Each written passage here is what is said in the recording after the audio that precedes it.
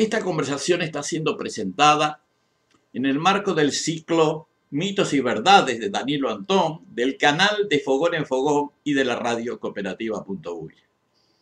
El tema que nos preocupa en esta conversación, y que es un concepto que se ha generado hace muchos años, que está integrado en algunas religiones, que nos ha acompañado a lo largo de la historia, es el concepto de la entidad del mal, a veces llamado diablo, Satanás, Mefistófeles, Belcebú u otras denominaciones análogas.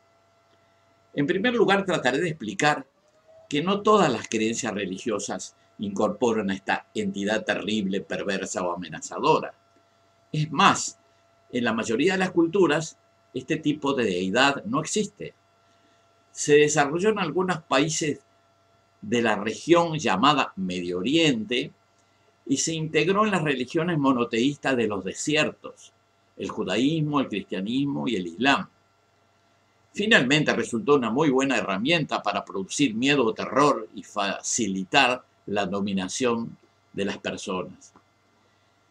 Ahora, en esta primera parte hablaremos del surgimiento y evolución histórica del concepto diabólico, y en una segunda parte nos referiremos a su imposición en las religiones nativas americanas, que tradicionalmente no tenían este concepto. Cosas de Mandinga: dioses, diablos y poder.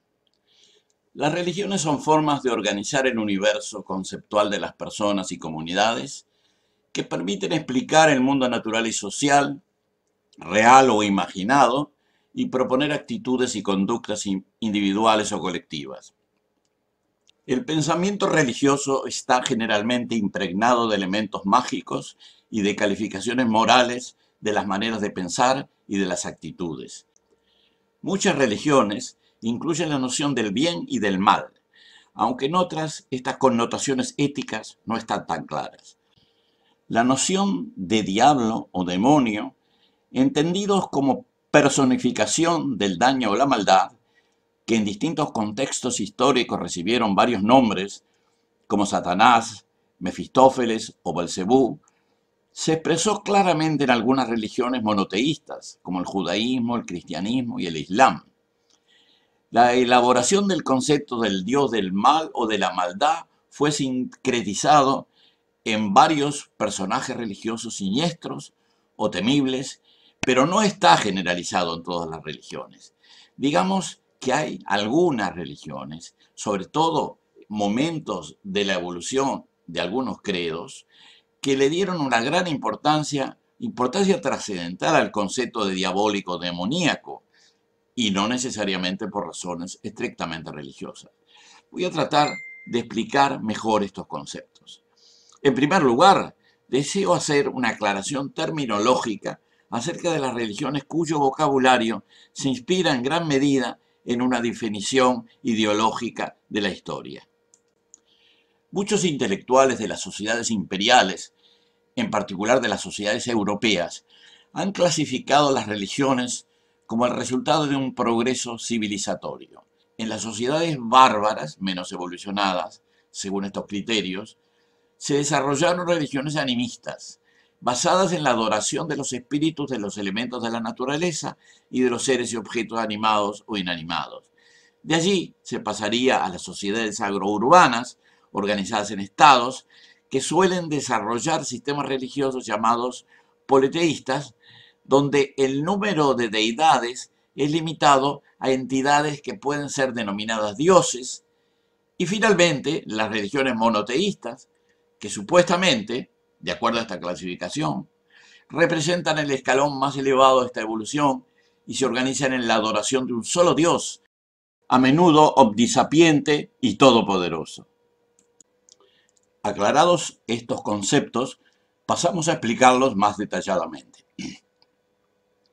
Podemos considerar que las religiones surgen cuando las sociedades humanas adjudican un espíritu propio a las fuerzas de la naturaleza, que no se comprenden o no se intentan comprender. A estos espíritus propios a veces se les da forma humana y otra vez la forma de un animal y en ciertos casos una forma inanimada o abstracta. Así las lluvias, tormentas, los mares, el sol, las estrellas, la luna, los terremotos, las montañas, algunas especies de animales o de árboles o plantas, e incluso las piedras representan o aparecen representadas simbólicamente por entidades que son o están detrás de dichas fuerzas.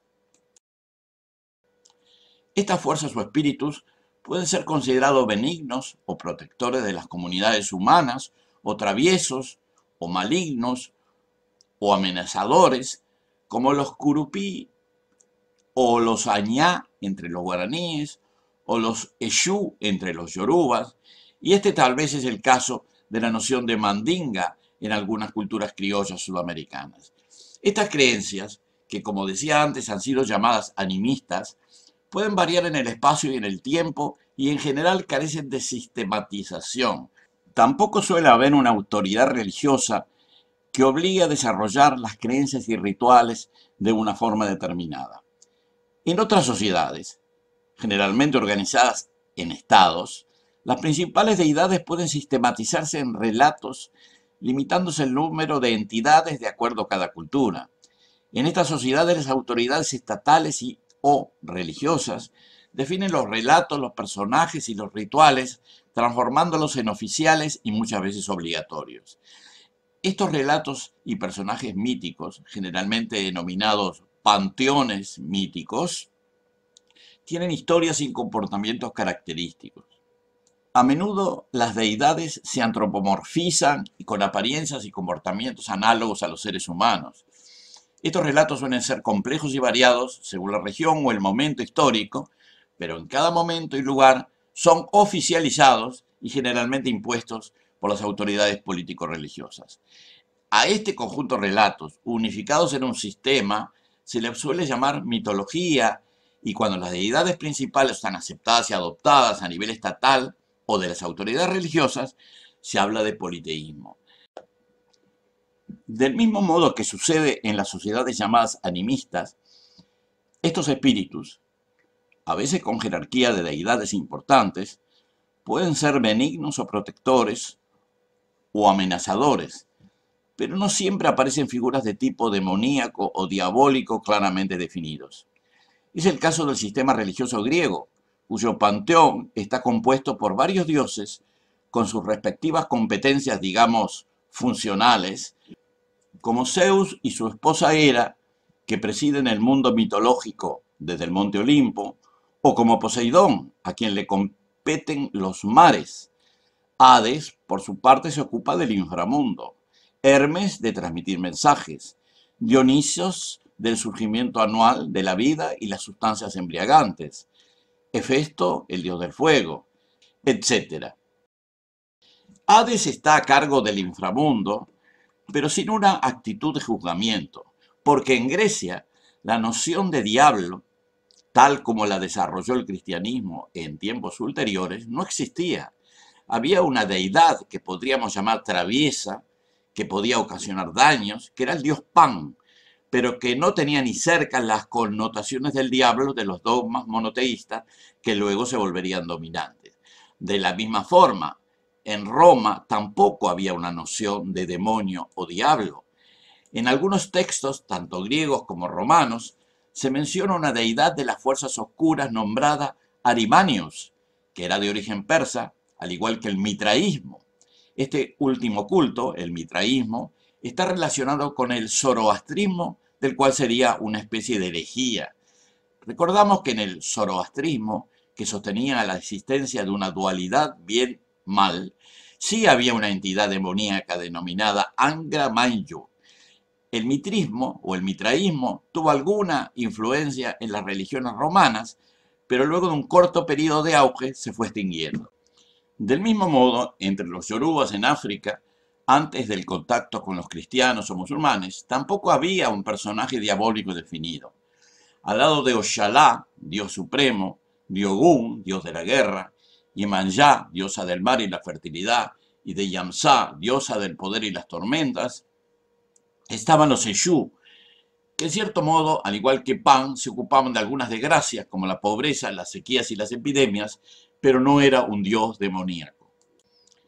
En algunos pueblos hubo una tendencia a jerarquizar unas deidades sobre otras, y del politeísmo, donde hay muchas deidades, se pasa gradualmente a lo que podríamos llamar oligoteísmo, donde hay algunos dioses centrales que adquieren importancia superlativa frente a las demás deidades que pasan a segundo plano, llevando en ciertas culturas, sobre todo aquellas que habitan en zonas de escasa biodiversidad, por ejemplo las zonas áridas, que integren o sincreticen las diferentes deidades en una sola. Y en este caso se llega a un sistema religioso centrado en una sola deidad, lo que habitualmente se denomina monoteísmo. Esa única deidad, que en algunas sociedades era femenina, pero con el tiempo en muchas otras adoptaron una personificación masculina, suele ser todopoderosa, porque reúne toda la magia de las antiguas deidades en una sola. Frecuentemente este Dios único también aparece como administrador de justicia, decide lo que está bien y mal, puede tener sentimientos humanos como de amor y odio, e incluso intervenir en los conflictos de las personas. Como en todos los grupos humanos, en las sociedades monoteístas en desarrollo, ocurren fenómenos naturales o humanos que ocasionan daños o son perjudiciales. Y estos daños pueden ser adjudicados a ciertos espíritus que serían simbólicamente responsables de estos entuertos. Pueden ser especies de duendes traviesos, malvados o perversos, según las culturas y los momentos históricos. Estos espíritus malignos pueden adquirir jerarquías que llegan a su máxima expresión en algunas sociedades que terminan concentrándolas en una sola deidad o espíritu del mal, que es algo así como el polo opuesto del único Dios monoteísta todopoderoso. Claro que al aparecer esta figura antagónica, el Dios todopoderoso no lo es tanto. Al fin se desarrolla una lucha entre el Dios y el demonio, que es un equivalente teológico de la lucha entre el bien y el mal.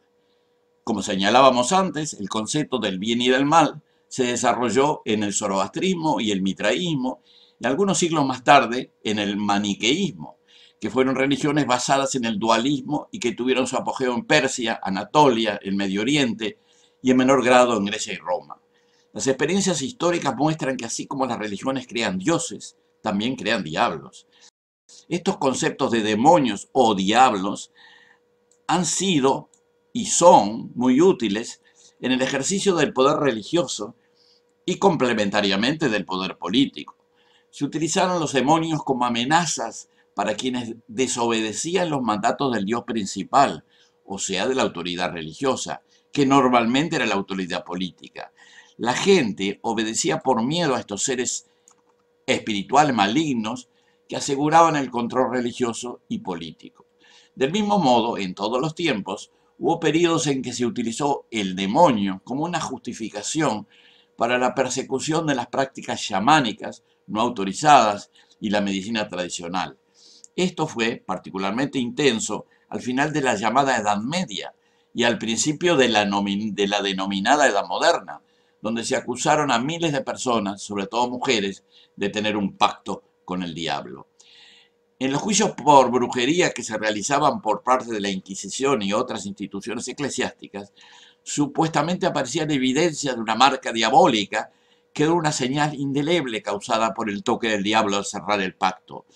Esta marca, que podía ser desde una peca a una cicatriz, constituía prueba suficiente de que el pacto diabólico se había producido.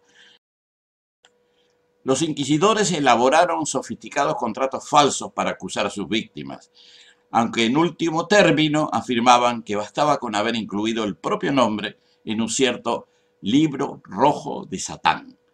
En este periodo se usó al diablo para perseguir a las mujeres que utilizaban sustancias psicoactivas para la práctica de la medicina tradicional.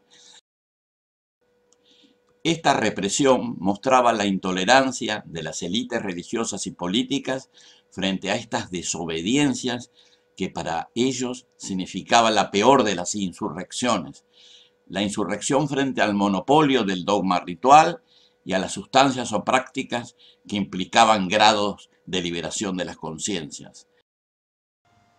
Hemos presentado la primera parte de 2 partes del video, Cosas de Mandinga, Dioses y Diablos y Poder, en el ciclo de Danilo Antón titulado Mitos y Verdades para el canal de Fogón en Fogón y la radio cooperativa.uy.